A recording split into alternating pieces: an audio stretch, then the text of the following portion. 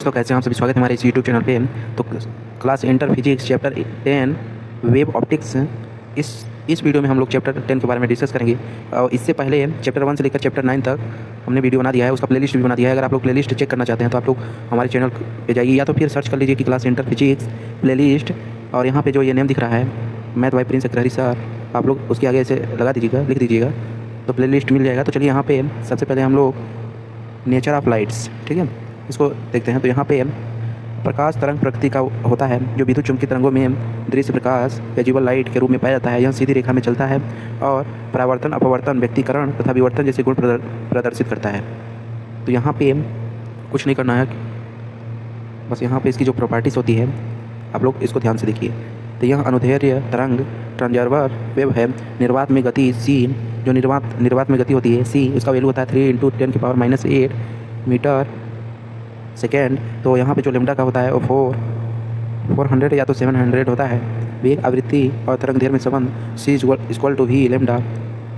तो चलिए जो ये टॉपिक था पहला, ये कंप्लीट हो गया। अब नेक्स्ट वाले पे चलते हैं, हाइगेंस सिद्धांत, ठीक है, हाइगेंस का सिद्धांत, हाइगेंस प्रिंसिपल, ठीक है। तो तरंग पृष्ठ का प्रत्येक बिंदु नई तरंगों का स्रोत माना जा सकता है तथा dt समय बाद इन तरंगों का स्पर्श रेखा नया तरंग पृष्ठ देगा, मतलब नया तरंग उत्पन्न करेगा, ठीक है। तो यहाँ पे ये जो डायग्राम में बना हुआ है, ये जो डायग्राम में बना हुआ है A B A dash B dash, तो dt, और यहाँ पे लिखा है कि dt समय बाद नया तरंग उत्पन्न होगा। तो यहाँ पे कुछ नोट्स दिए गए हैं कि यह सिद्धांत प्रकाश के परावर्तन और अपवर्तन दोनों पर लागू होता है, निर्भर करता है, ठीक है। अब चलिए नेक्स्ट वाले पे चलते हैं, प्रकाश का व्यक्तीकरण, टॉपिक नंबर 3। इसमें प्रकाश का व्यक्तीकरण, तो जब दो सुसंगत स्रोतों से निकली प्रकाश तरंगें किसी बिंदु पर मिलती हैं तो अस्थायी, उज्ज्वल तथा अंधकारिक धारियों बनती है। इसका जो condition of sustain inter reference है आप लोग इसको पढ़ लीजिए, ठीक है। यहाँ पे दिया गया है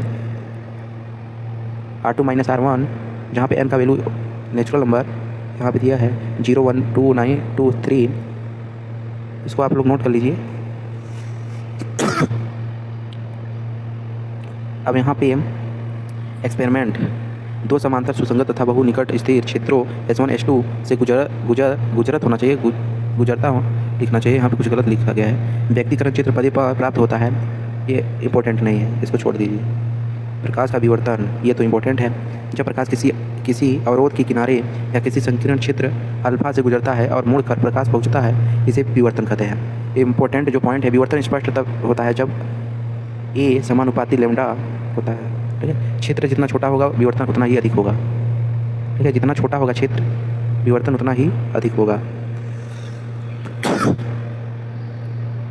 ये हो गया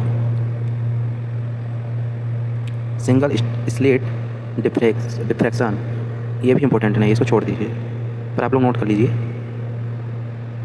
ये भी इम्पोर्टेंट नहीं है, पर आप लोग नोट करते रहिए, ठीक है, क्योंकि पढ़ना है आप सभी को, अच्छे नंबर लाना है तो आप सभी को नोट करना पड़ेगा। आप लोग अपने हिसाब से देख लीजिए कौन मतलब वो है।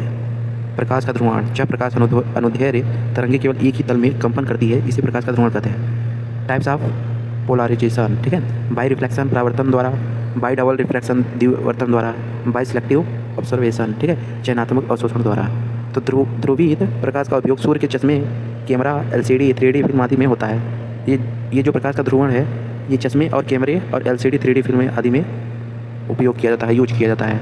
डॉपलर प्रभाव, ठीक है, ये भी इंपॉर्टेंट नहीं है, पर आप लोग इसको नोट कर लीजिए।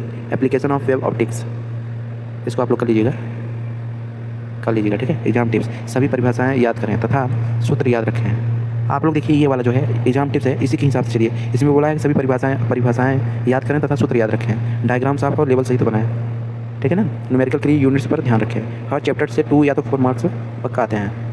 और यहाँ पे शॉर्ट रिवीजन दिया गया है, आप लोग इसको कर लीजिएगा। चलिए मिलते हैं नेक्स्ट वीडियो में नेक्स्ट चैप्टर के साथ, तो इसलिए वीडियो को करते हैं and. All the best for your exam, hard work today success tomorrow. आप लोग अच्छे से मेहनत कीजिए और पढ़ाई कीजिए और अपना एग्जाम दीजिए, ठीक है।